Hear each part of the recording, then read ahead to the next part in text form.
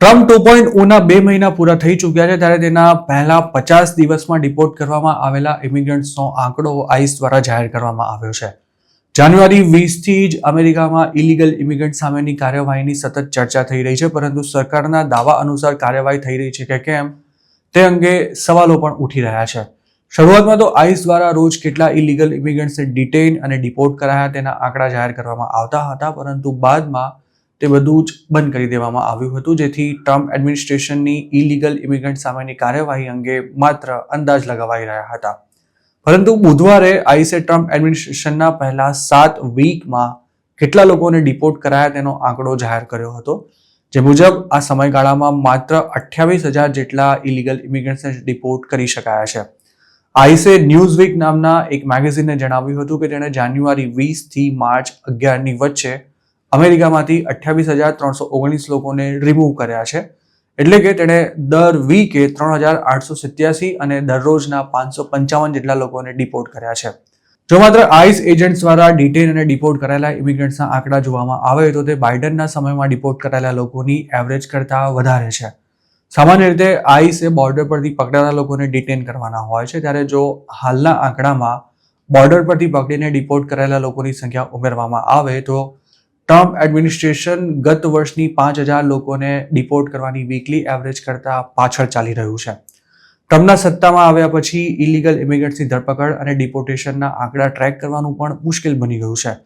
ટ્રમ્પના બોર્ડર ઝાર અને homeland સિક્યોરિટીના secretary એવો દાવો કરી રહ્યા છે કે માસ ડિપોર્ટેશન થઈ રહ્યું છે, પરંતુ યુએસ ગવર્મેન્ટની વેબસાઇટ્સ અને પ્રેસ રિલીઝમાં રિમૂવલના આંકડા નથી દર્શાવાઈ રહ્યા.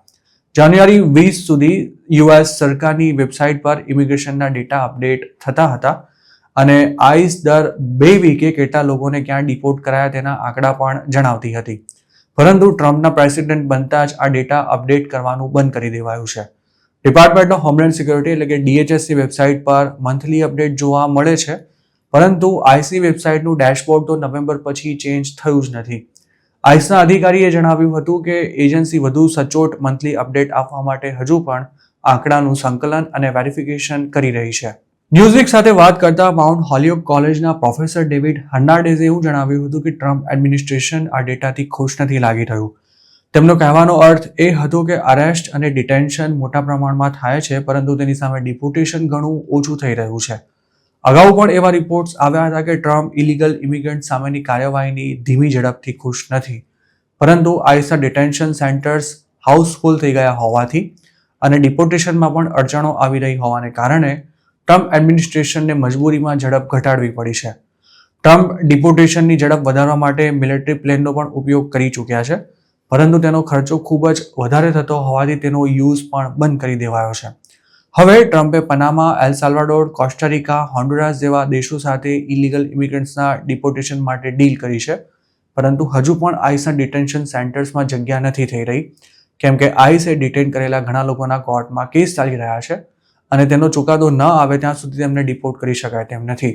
ટ્રમ્પ એડમિનિસ્ટ્રેશન હવે તો કોર્ટને પણ બાયપાસ કરીને ઇલીગલ ઇમિગ્રન્ટ્સને ડિપોર્ટ કરવાનું શરૂ કરી ચૂક્યું છે, પરંતુ તેમાં સમસ્યા ઊભી થઈ છે. જોકે હાલ આઈસની મોટા પાયે ભલે ભાગ્યે જ રેડ પડતી હોય, પરંતુ છૂટીછવાઈ કાર્યવાહી હજુ પણ ચાલુ છે, જેમાં વર્કપ્લેસ પર કરાતી રેડનો પણ સમાવેશ થાય છે.